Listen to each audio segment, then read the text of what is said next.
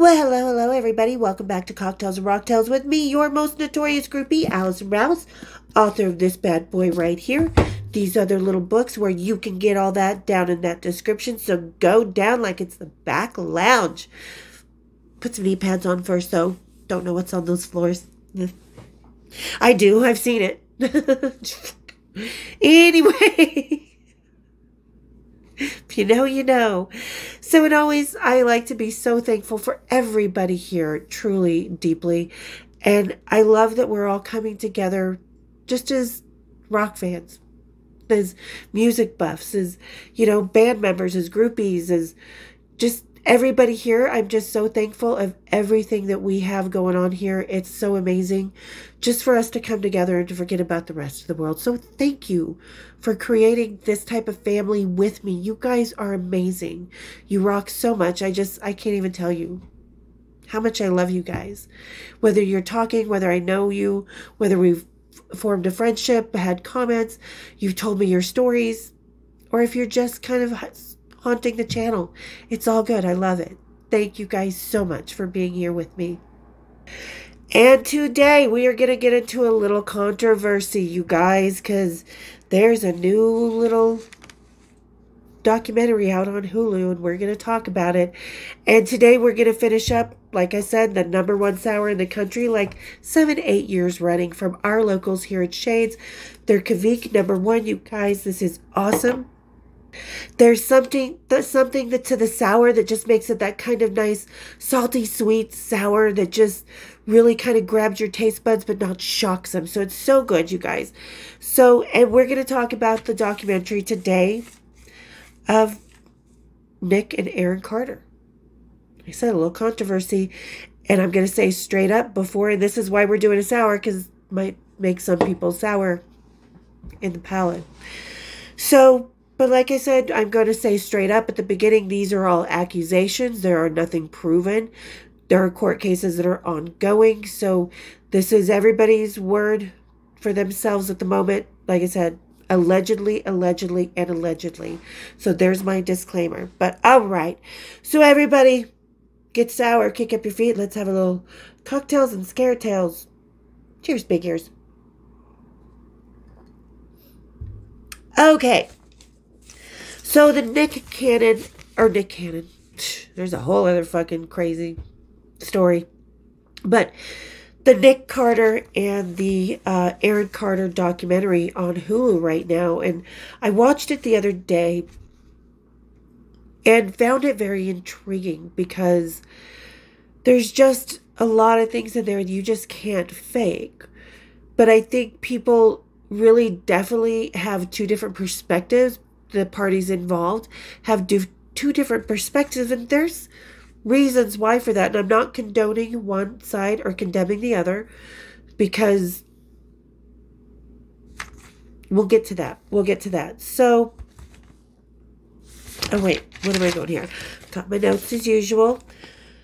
So now let's start with the three ladies. We're going to start with Melissa Schumann, who was in the pop girl group Dream, who worked with Nick on a movie when her situation allegedly happened. So, and let me kind of preface this with, both of them were in pop bands, but their life on the road, their life in that band were certainly two extreme different existences. Because for the female group, Dream, I'm sure their tours were very regulated, very protected, very much you are in your rooms alone by this certain time. They had handlers, they had chaperones, their parents, whatever. So when you're in a girl group that age, 14, 15, 16, 17, 18 years old, you are very, very sheltered. You are very protected. You are very restricted and regulated. Your chastity is very restricted and regulated as well. You're not allowed to have boyfriends. You're not allowed to do this. You're not allowed to do that. You're not allowed to this or that, whatever. But then you get over to the boy band side of it. And it is much more that rock and roll lifestyle of the road, kind of feeling out your option, not your options, your, you mature faster, because I've definitely been on the men's side of this, of the rock and roll. Like I said, the groupies in the 80s, we definitely made this all for what exactly we wanted it to be. It was our choice. It was our fucking candy store. But it's still, rock and roll at the time was very male dominant. So I've lived in a very male dominated rock and roll world, which, the Backstreet Boys, New Kids on the Block, all those boy bands would have experienced. Being allowed a little leeway and, oh, they've got a couple sweet little groupies in their rooms. It's okay. Let them be boys. So, and on tour, there's a certain amount of privilege. There's a certain amount of protection. There's a certain amount of wall around you. There's a certain amount of ego that grows when you're that young, and expectation and privilege that definitely grows when you're in an environment where they're going, even the chaperones are out there going, oh, they're just being boys. Let them have a little fun. They've got to lose their V card somehow, some way. Whereas to where the girls, it's a totally different, staunch experience and existence. So I think that creates a little bit more mental, because when you're that young, you're very impressionable. You're very much kind of growing up, adjusting to that attitude. So I think that there was definitely, like, in Dream, there was still definitely boundaries that created kind of more better choices for the girls in Dream. They kind of kept their heads about them. I wanted to save myself from marriage, is what Melissa had said in the documentary. And that environment that she was in really kind of catered to that. As to where the environment, the boy bands were in, kind of a little more let loose, a little more sexy, a little more wild, right? So, and she said the record company, and this always happens, always happens. They wanted to set her and Nick Carter up on a faux romance relationship. And she's like, but I already have a boyfriend. I don't want to. But then she was also thrilled at the same time because Dream is trying to become as big as these boy bands are at that moment. I mean, bands like the Backstreet Boys, New Kids on the Block and stuff, they were definitely at their peak. They were definitely, God, I just thought about it, what I was going to say. But you can see kind of in their attitudes, how, not their attitudes, but how they kind of grew into that world at that moment in time. Because, like I said, I was very young in that world. And I've grown into that world, and I feel the safest in that world. I feel most comfortable in that world, but not everybody does. So, I don't think that ever happened, but then one night, he called her up. I think it's, if I remember correctly, she was invited over to Nick's house after she had started filming a movie with him, where the alleged situation happened. And she was given some alcohol. Sex in the City was big, so they were drinking Cosmos, just having fun. Like I said, I was young in that world as well. And people forget bands like the guys in Metallica were in their early 20s. So is Motley. So is, Def Leppard. All those bands, they were in their fucking early 20s. So when you're that young, especially my age, you are very impressionable if you buy into it. Fortunately, I never bought into some of this stuff, so I kind of skated through with, and my friends, Danny and Kristen and Marie and Antoinette and everybody, and Dave and E and Andrea and Cousin Amy. We all had different frames of mind. But so she's, very hopeful. She's trying to build her career. She goes over to his house thinking this is just fun, hanging out. They're going to do some stuff for the movie. They're going to talk about music. And they were for a while, but then he dragged her into the bathroom, and that's when things kind of started happening. It was her first kiss, which she didn't expect. And then he did something that she wanted to tap out, but she didn't know because she still had her V card. So she didn't know really what was going on. And she's young. She's like 16 at the time, I believe, maybe around 16, 17. Still naive because, again, the girls are in a very sheltered world, as to where the boys are allowed a little sex, drugs, and rock and roll. So society still has that disadvantage in their thoughts about the women and men, not just in rock and roll, but in life in general, which is ridiculous because we're all on an even playing field. We all are. So the things progressed, and one of the things that kind of made me not laugh, but because the situation is not funny at all. I stand behind all the victims. You know, like I said, all this is alleged right now. We don't know anything. There's all kinds of sides to the story. But so, and he was at home, and it seems, you know, when these situations that happen at home seem to be when the most alleged atrocities happen, because you're in your comfort zone at home, but you're still in that frame of mind that, yeah, in rock and roll, when you're on the road, everything's handed to you on a silver fucking platter. Special, you know, still back then. Today it's more business, more this and that, but back then it was still very much anybody's world. So, but when she asked, what is that? Because if you haven't seen the documentary, there's a point where she's like, what is that? And he's like, that's all me, baby. And it's like, but then, you know, she does say and she just was crying because, and then she does say that he got up. I mean, no is no, no matter what, from the beginning to just no is no. And if you don't say, hey, is it okay? Then that's where issues tend to start for anybody. So, but then again, like I said, because when you're out on the road, when you're that big of a boy band and stuff, you definitely have women that are catering to every whim because they choose to. But not everybody chooses to, as we know, because I've heard both sides of the story. When we all know about my friend Tisha trying to falsely set up Izzy Stradlin, but then there's other situations that, yes, 100% people were victimized. So, and I'm not taking either side. I just hope, because I think because of that ego that we build in rock and roll and the boys' club of rock and roll. And this is not mean towards anybody. This is not trying to say, because it happens to us all.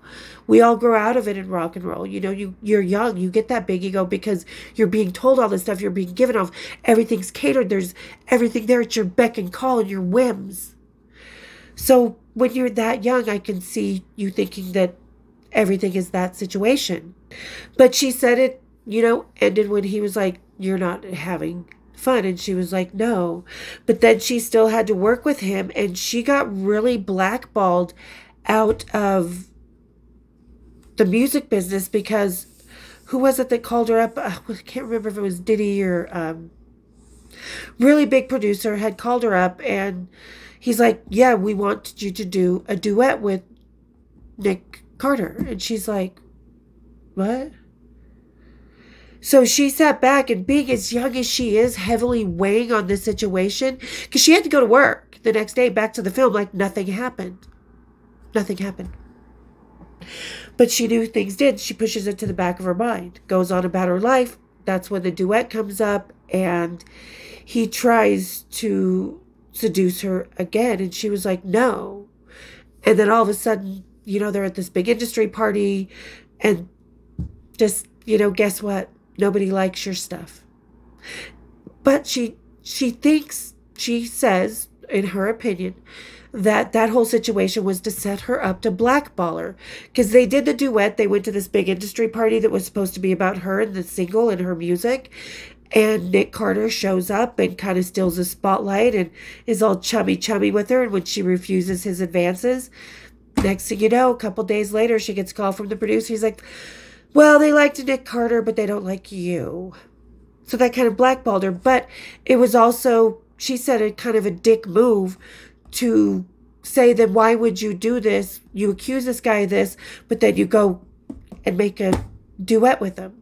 So it was kind of, in her opinion, him covering his ass. Because it was still very much a game of words back then. You know, women really are just getting a platform to be able to speak out about and be comfortable and be supported by other women.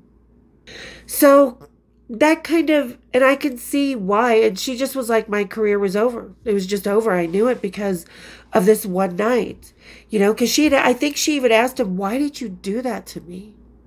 Why? And that was the answer of her being blackballed from the music business. So that kind of is like, at the time, men were still the power players in the music business. Women were really kind of making headway because that was kind of our last frontier in the music business. The groupies, we had a lot more control behind the scenes than I think the women in front of the scenes had, especially in that situation. Like I said, it was still very much a man's world, so men still kind of controlled the purse strings, the record company, the record deals. Most of them still do. You know, we all know about Clive Davis or P. Diddy and all that's going on, all the crazy stuff.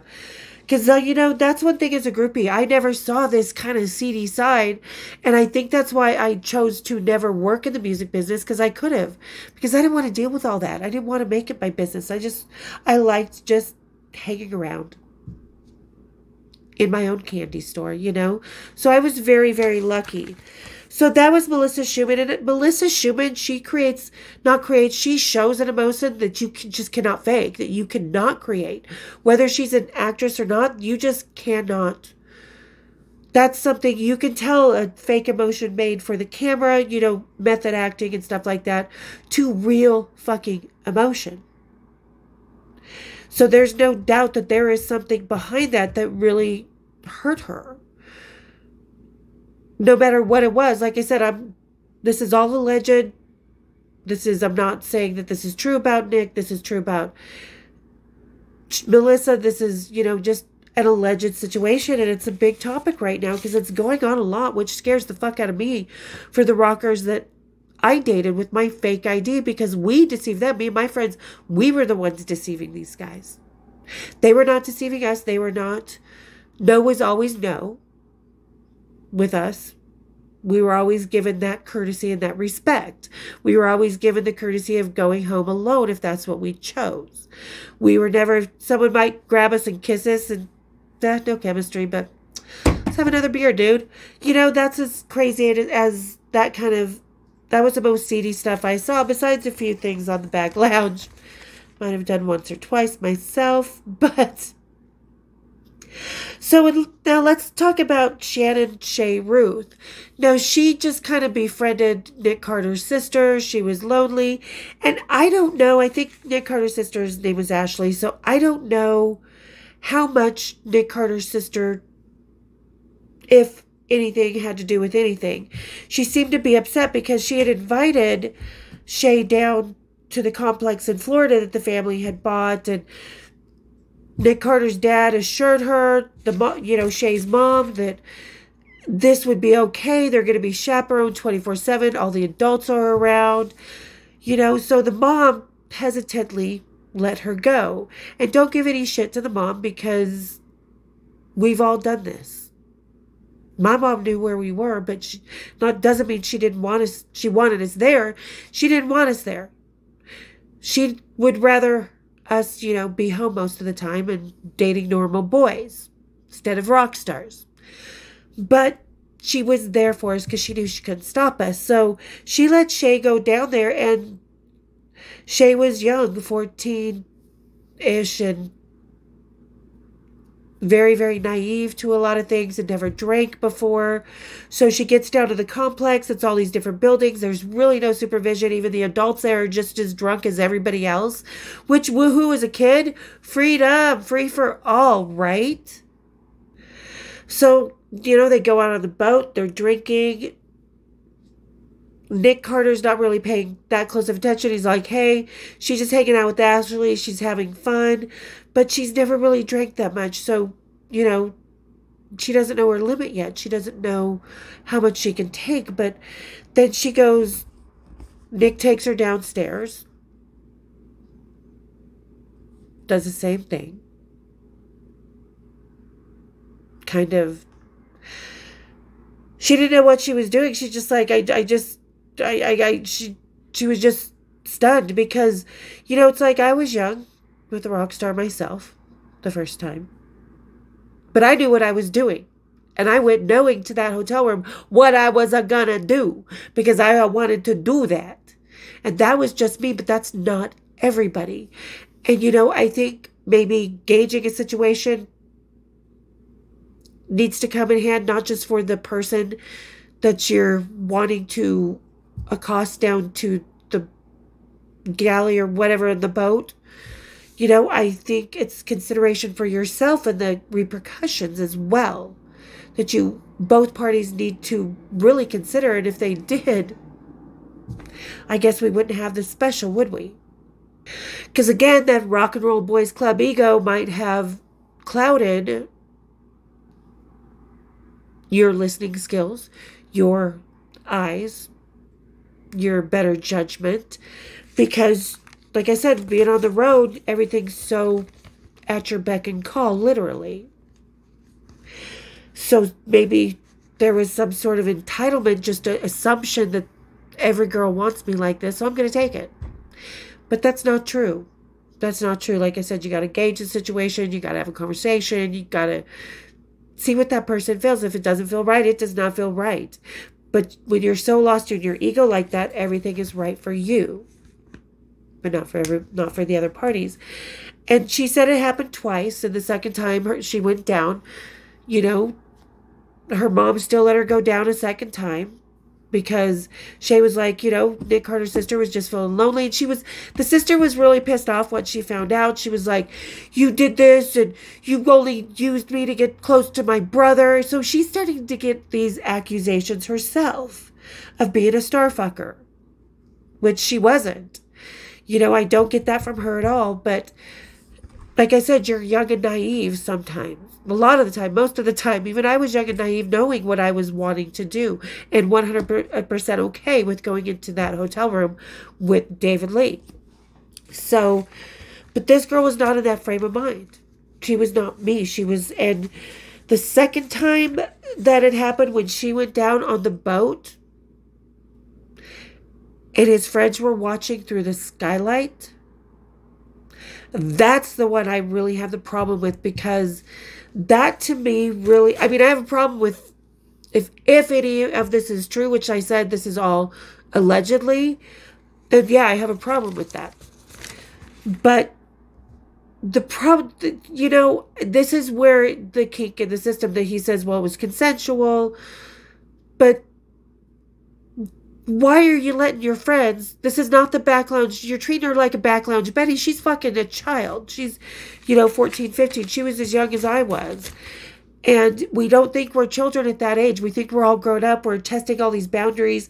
We're being rebellious. We're doing all this stuff. So to let your friends watch that, you planned that.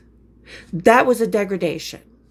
Whether it was how Nick Carter says or how Shay says, that was a fucking disrespect and a degradation, because no man, rocker or other, is gonna let anybody do something so degrading and so embarrassing and humiliating. It's like the walk of shame, you know what I mean? Happening before the walk of shame happens. There's nothing empowering in that.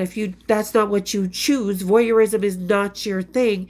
And she was too young to know whether voyeurism was her thing or not. She had not experienced anything with any boys her age, kissing, nothing like that.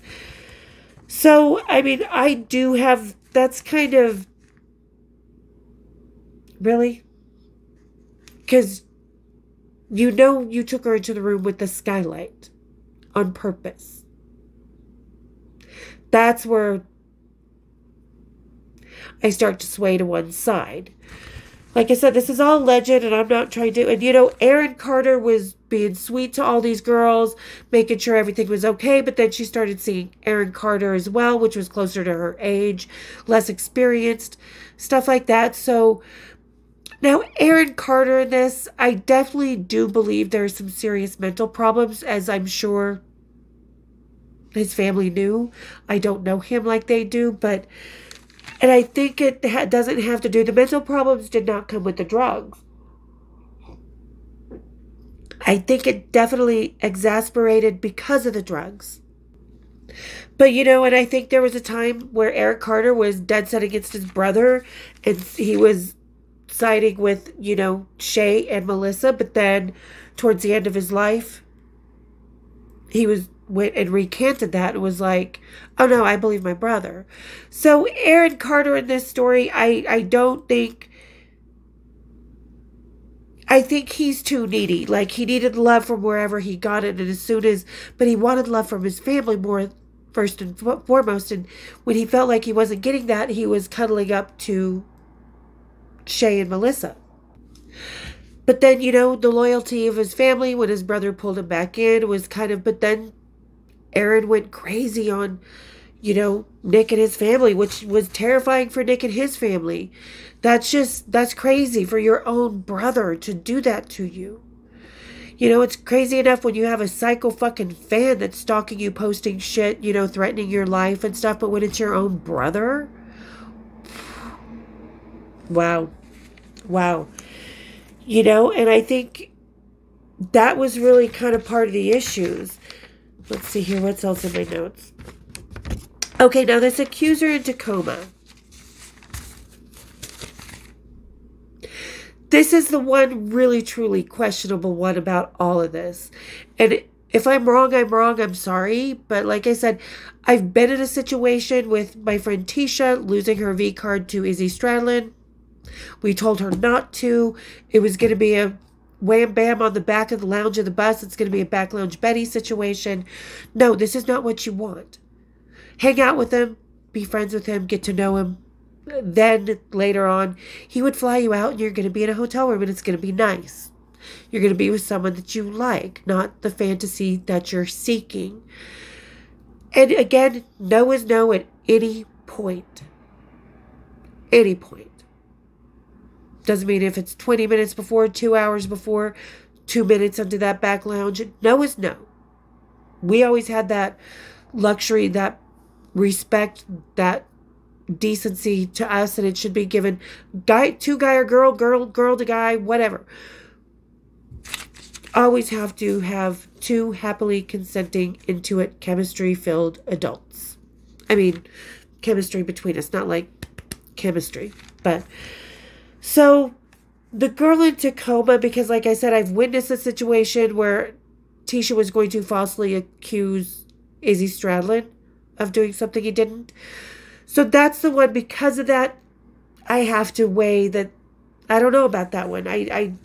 Is that another same situation? Her friends say that she was really into Nick, but did she know how the night was going to unfold? Was she okay with that? Did she just not get what she wanted, or did he take what he wanted without asking? So because of that situation, I always question stuff like that. I need to hear both sides of the story. But like I always say, no matter who you are, if you are a victim, you need your justice and to be heard, period. So because at that age, I do know firsthand how ensconced you do become into the rock and roll world, like I said before. And for the groupies, for the band members, we all get ensconced in this crazy way. And there's always this thing that rockers talk about when they come home. It's always so hard to decompress from being on the road. So was Nick carrying that everything on a silver platter attitude? What's mine is mine because everybody's here for my pleasure? Because you are given that falsehood on the road a lot of times. So does his perspective, is that where his perspective is coming from? Because, like I said, he's been through his own shit. He's with his brother. His family's been threatened. He's gotten some shit on himself. But if you're doing this shit to women, dude, ask Danny Masterson how that worked out. Yeah. Because like I say, every victim should have their justice, should have their voices heard, should have... Oh, sorry, I just got a text because I have a little delivery coming from 420. Because we're legal here in Utah for medical. But anyway, so You know, like I said, with the two, with Shay and Melissa, there's just, you cannot fake that kind of deep emotion. You cannot fake that kind of damage. But how much was Nick Carter damaged by the world he was in as well? Because I do think a lot of those boy bands did get a lot of damage done to them as well. You know, like I said, I'm not taking sides by any means. You know, whatever the courts decide, I hope the victims get justice of any type of situation that was, that they didn't consent to, that they didn't know that was going on. You know, I mean, to just have that kind of thrust up on you for your first time and then to be humiliated again by it. Like I said, the thing on the boat and the guys on the boat, like, no, she was consenting, because those guys probably had to cover their ass too, because I just think that was pre-planned. And I'm not okay with it, even if allegedly was consented or allegedly not. Even if that was me consenting and people were watching, I would flip the motherfuck out. That is not okay without my consent. Voyeurism is okay, but when you're that young, even when I was that young, you need to experiment in a healthy way, not in a shoved into the fucking lifestyle way, because it's very hard for girls who don't know this lifestyle, who don't know the world backstage, you know? So, and when there's someone that's twisted mentally and emotionally, not just by the parents, but and the parents is fighting and stuff like that, but also by the industry itself, I think that can just create a whole whirlwind of bullshit. And it can create situations where one person thinks it was and the other person knows it was not. So there you go. There's kind of my take on yet another situation. And I'm glad, you know, you come out, whether it's 5 days after, 5 years, 10 years after, it takes a lot of fucking strength. So don't anybody give anybody shit for giving that strength. That girl in Tacoma, like I said, kind of questionable, just because I've seen both sides of that coin, you know, and everybody's perspective can be different, because she can be flirty and kissy and attentive because, oh my God, one of my rock idols that I adore is hitting on me. We all get giddy. We all get excited. That's half the fun of rock and roll, when you're on the bus, hooking up, feeling that chemistry. But they don't know what went on once a door is closed. So, got to figure out what was happening when those doors were closing. But, all right, you guys. Again, thank you so much for getting to the end of the video. Tell me what you guys think down in the comments. You know, tell me if you've watched it, what your take on it was. Let's have a conversation, a decent, healthy conversation. I don't want anybody accusing one side of this or the other side of that. Anything like that, because like I said, this is all allegations. But there's just some emotion you cannot fake. And unfortunately, I didn't get to see too much from Nick. And I would like to see that, because I think we need to see what was really going on with him, how he felt. You can see the young attitudes, becoming rock stars, having the world handed to him on the silver platter, as compared to the good girls in Dream, who were corralled and doing the photos like they were told to do them and doing everything that they were told, you know. So how much did rock and roll boys club cater to that lifestyle? Let's have an adult discussion about that down in the comments. Tell me what you think. But all right, you guys, again, thank you so much to everybody here who's part of the family, to people who are lurking, who made it to the end of the video. You guys fucking rock. So excited for so many things to come. Like I said, Kristen's in town this week. I've got a groupie from today's era who started out over the past couple years. We've got some really cool stuff coming up that hopefully Kristen and I can get this transition to the podcast soon. So, a lot of cool stuff coming up. And if you're just haunting the channel, join the family. Come on. Whoa. my little microphone. Come on backstage.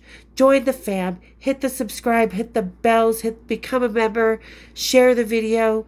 And you guys just are fucking rocking. So hit my bells. And we'll see you next time on Cocktails Rocktails. Cheers, fingers.